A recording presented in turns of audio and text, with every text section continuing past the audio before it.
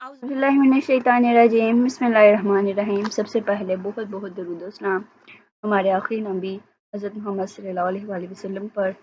सबसे पहले अपना लेक्चर स्टार्ट करते हैं। थीम हमारा 11B है। इसमें हमने फाइनेंशियल मैनेजमेंट के बारे में पढ़ना है। फाइनेंशियल मैनेजमेंट का मतलब क्या है कि आपने अपने फाइनेंसिस को मैनेज करना है, फंड्स को मैनेज करना है, या वो फंड्स जो आप किसी चीज़ को ख़रीदने में लगा रहे हैं या किसी चीज़ को बेचने में लगा रहे हैं। ठीक है, फाइनेंस तो हर किस्म का हर किसी के बिजनेस में होता है। ठीक है, तो फाइनेंशियल मैनेजमेंट का मतलब है managing finances effectively.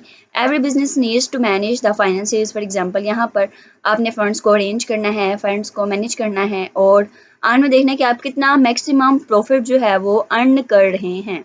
Profitability, liquidity, efficiency, stability, ये हमारे पास मेजर ऑब्जेक्टिव्स हैं एक फिल्म के, फाइनेंशियल ऑब्जेक्टिव्स हैं। ठीक है, तो शॉर्ट में पूछा जाए कि फाइनेंशियल के ऑब्जेक्टिव्स क्या हैं, तो आपने कहना है कि profitability, liquidity, efficiency and stability, ये हमारे पास ऑब्जेक्टिव्स हैं किसके, फाइनेंशियल के।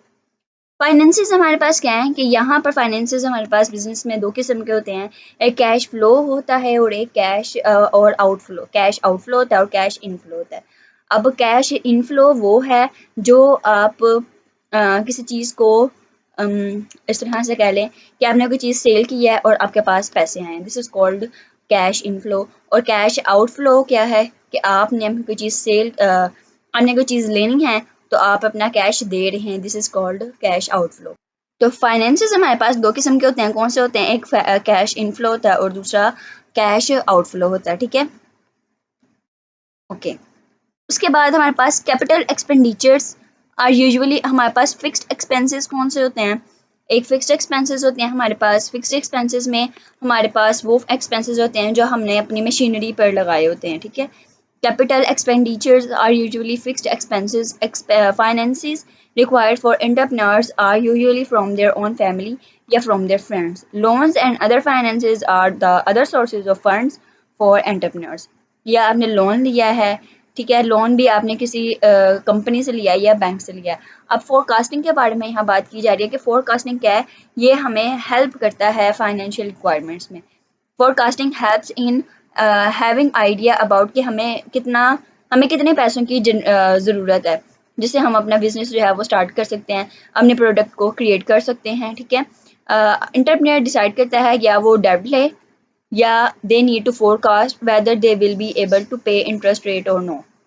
बैंक्स एक हमारे पास फाइनेंस का रिसोर्स है। अदर फाइनेंशियल इंस्टीट्यूशंस एंड डेब्ट financing organisations can also finance startups. ठीक है, ये आपके फाइनेंस स्टार्टअप्स में ये हेल्प करते हैं, फाइनेंशियल इंस्टीट्यूशंस या डेब्ट फाइनेंसिंग ऑर्गेनाइजेशंस, बैंक्स भी। हमारे पास आगे आता है कि हमारे पास बिजनेस में वीक कैश फ्लो होता है। वीक कैश फ्लो कब होता है? जब हमारे पास लो ग्रोथ रेट होती है। मतलब कि लो ग्रोथ रेट का मतलब क्या है कि हमारे जो प्रोडक्ट्स हैं वो सेल नहीं हो रही। ठीक है, business with weak cash flows and low growth rate must go for personal funds और फ्रॉम फैमिली फ्रेंड्स।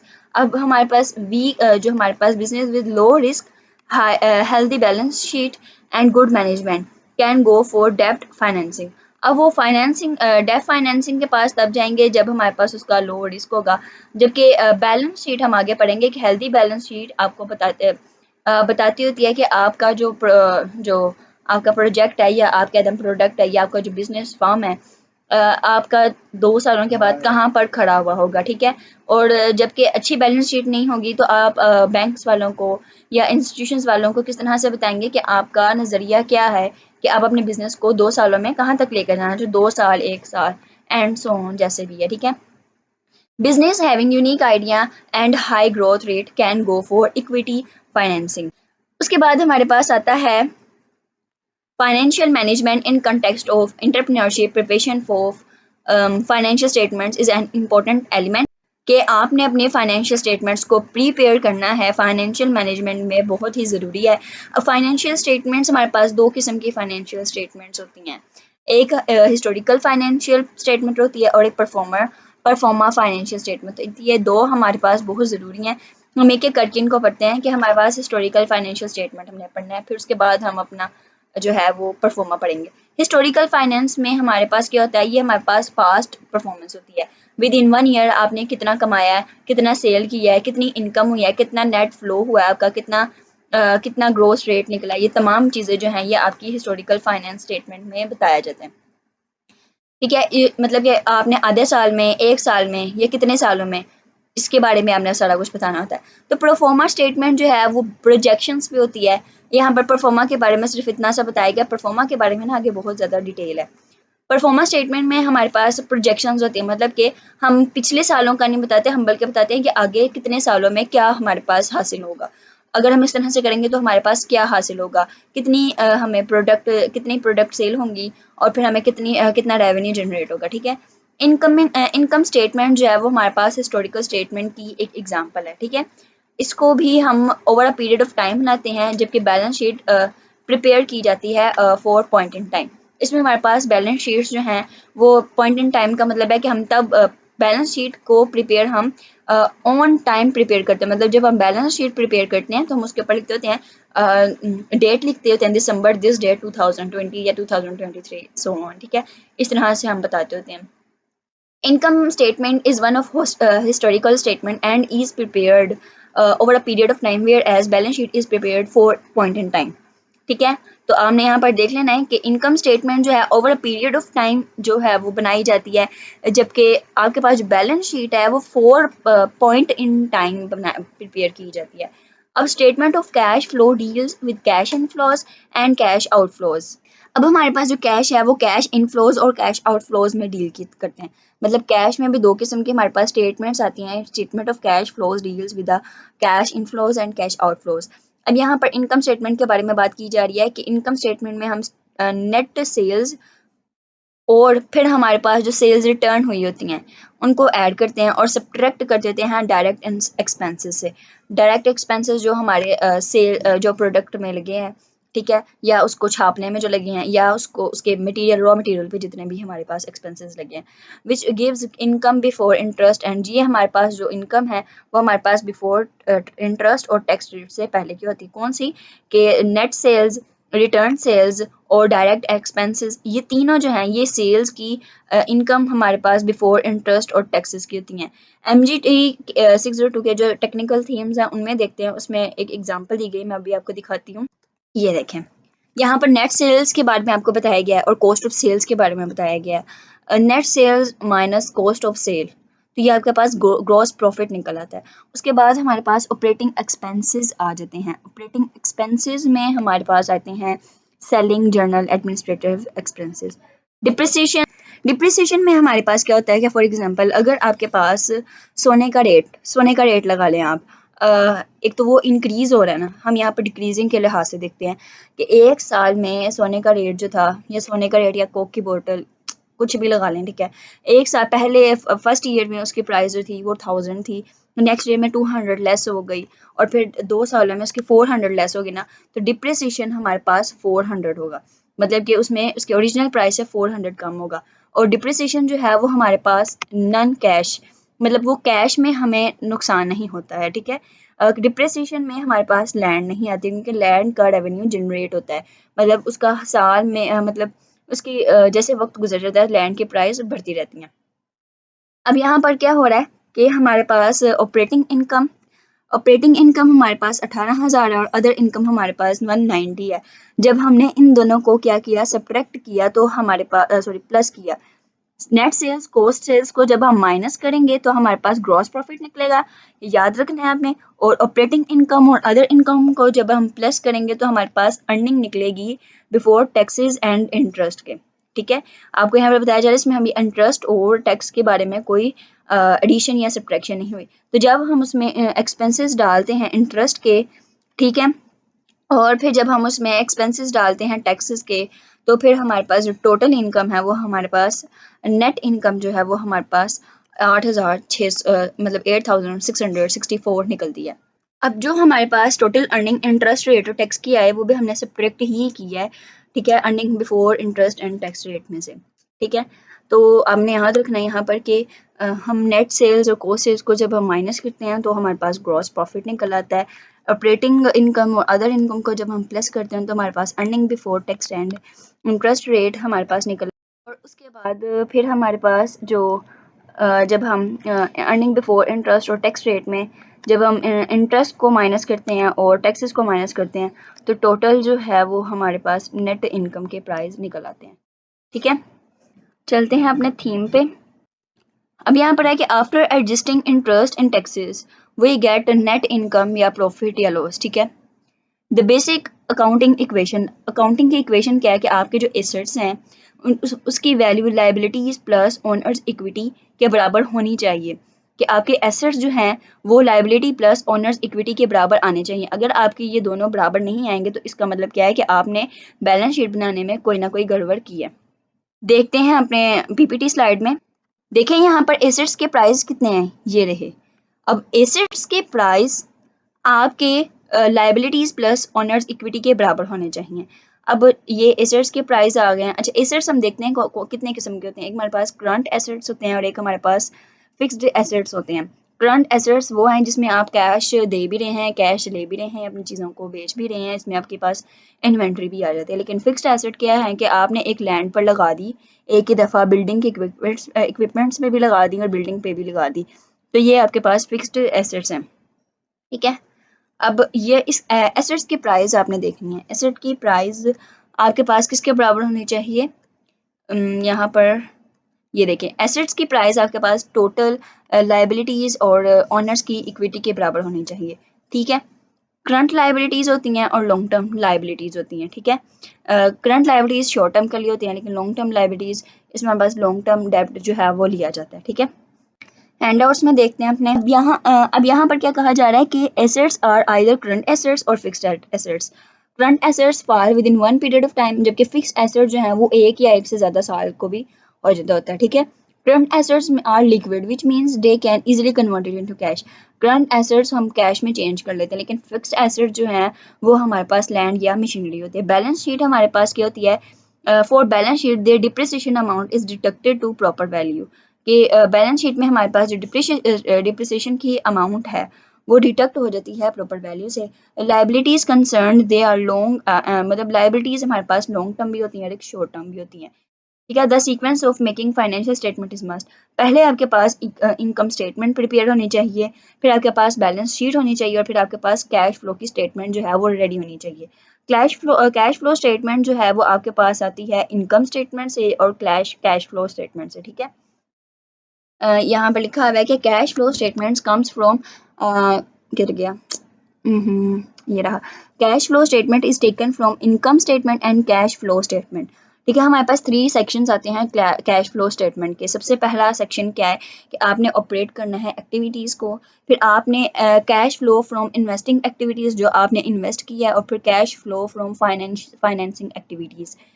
उनके बारे में यहाँ डिटेल में बताया गया कि for cash flow from operating expenses, जिसमें हमारे पास source of cash are added and uses of cash are subtracted. इसमें क्या है कि आपके पास जहाँ सोर्स ऑफ कैश जो जिस चीज़ का मतलब कैश जिस चीज़ का जरिया बना उसमें को ऐड करना है आपने।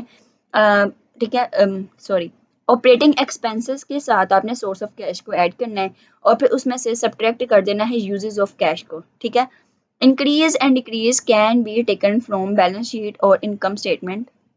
Net flow, net cash flow from operating, investing and financing activities are adjusted, and then we can get figure of cash flows at the end of year which can be easily compared with the amount of the start of year.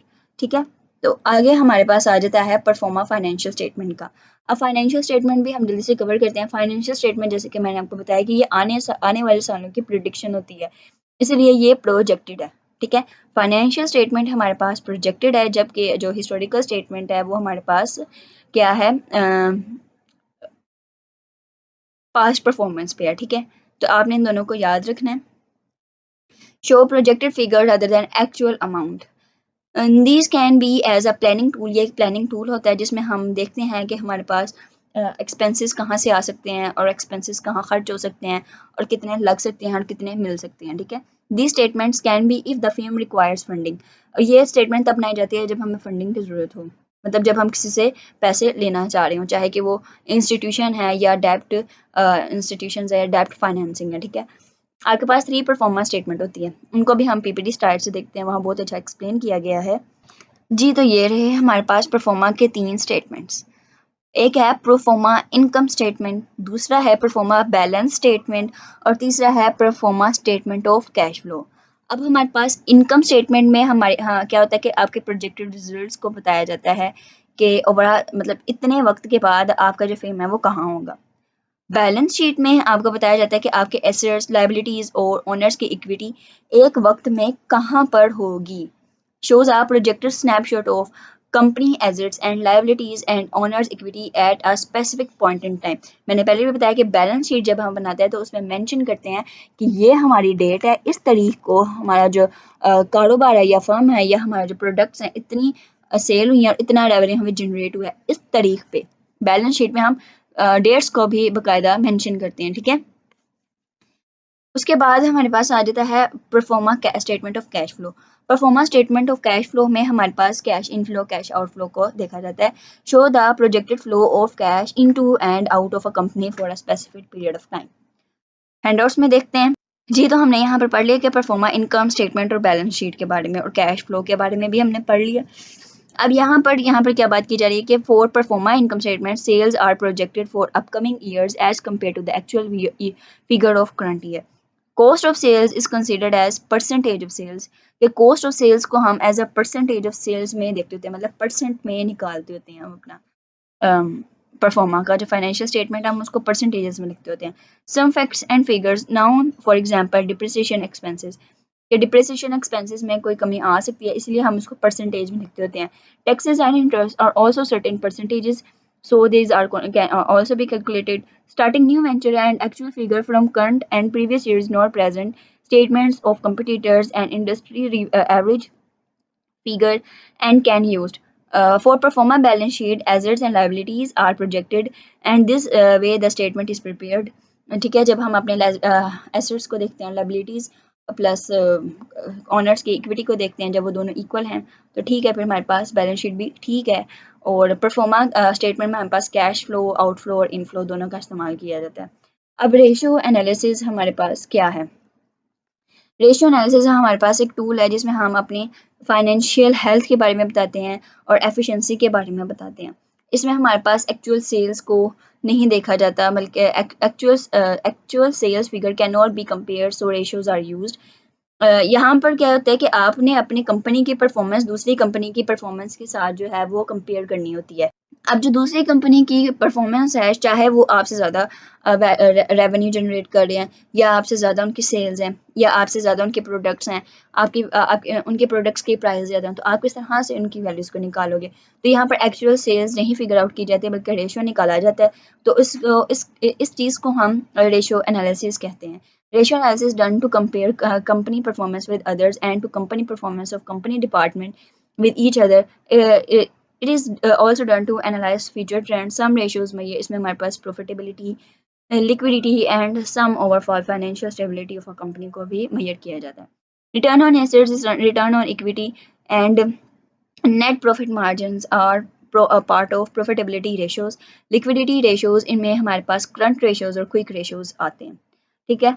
तो ये आपने याद रखना है कि return on assets, return on equity and net profit margin जो है वो हमारे पास प्रॉफिटेबिलिटी के रेशियोज हैं, जबकि लिक्विडिटी के जो रेशियोज हैं वो हमारे पास करंट रेशियो और क्विक रेशियो है, ठीक है। हमारे पास फाइनेंशियल स्टेबिलिटीज़ के रेशियो में हमारे पास टोटल डेप्ट रेशियोज आते हैं और डेप्ट एज इक्विटी आते हैं, ठीक है। ये आपने इनको याद रखना है, शायद शोर्ट में पूछे जाएंगे एमसीक्यूज के लिहाज से। By performing ratio analysis it become quite evident where the company actually stands. अब ब्रेक इवन हमारे पास एक ऐसा पॉइंट है जहां पर हम देखते हैं कि हमारी कंपनी ना तो लॉस कर रही है और ना ही प्रॉफिट कर रही है, कमा रही है, मतलब ना प्रॉफिट है ना लॉस है, बल्कि जो हमने पैसे लगाए हैं हमें उसके मुताबिक ही जो है वो पैसे या रेवेन्यू मिल रहा है। When total revenue is equal to total cost, इसमें हमारे पास क्या होता है कि point cost is but still profits are not earn. There are two types of cost. इसमें हमारे पास फिक्स्ड कॉस्ट होती है और एक वेरिएबल कॉस्ट होती है। वेरिएबल कॉस्ट जो है वो चेंज हो जाती है with changes in production level. इसमें हमारे पास कॉस्ट ऑफ मटेरियल्स आते हैं जो प्रोडक्शन में यूज़ होते हैं, जबकि फिक्स्ड कॉस्ट में हमारे पास सेम ही रहते हैं, ठीक है, चाहे जैसे मर्जी सेल हो। इसमें हमारे पास रेंट है, इंश्योरेंस है और वेजेस हैं। Break even analysis help business make decisions about prices, cost, level of sales. This analysis is used to predict future results. Total cost में हमारे पास क्या है कि total cost is fixed cost plus variable cost, ठीक है। इसमें हम वेरिएबल कॉस्ट और फिक्स्ड कॉस्ट को प्लस करते हैं तो हमारे पास टोटल कॉस्ट निकल आती है। अगर टोटल कॉस्ट में हमारे पास वेरिएबल कॉस्ट चेंज होती है तो हमारे पास टोटल कॉस्ट भी चेंज हो जाती है, क्योंकि फिक्स्ड कॉस्ट तो हमारे पास फिक्स ही है, वेरिएबल कॉस्ट चेंज होगी तो ही हमारे पास टोटल कॉस्ट चेंज होगी। Covering variable cost, the amount that is left to cover fixed cost is called unit distribution. तो आपके पास जो टोटल कॉस्ट है वो किसके बराबर है, fixed cost plus variable cost.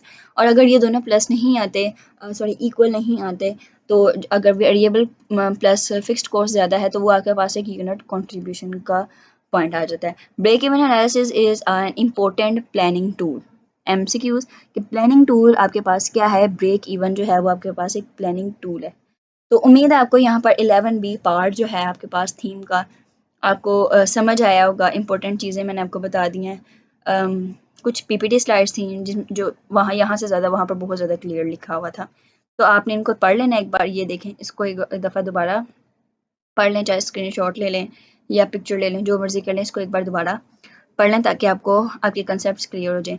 बाकायदा जो हमारे पास ये जो डिस्क्रिप्शन में मैं आपका लिंक दे दूँगी इसके हैंडआउट्स का, ताकि आप वहाँ से डाउनलोड करें और इनको पढ़ लें। अगर आपको लेक्चर अच्छा लगे तो काइंडली सब्सक्राइब कर दें मेरे चैनल को, और मेरे साथ मेरी ग्रो करने में हेल्प करें। अल्लाह हाफिज़।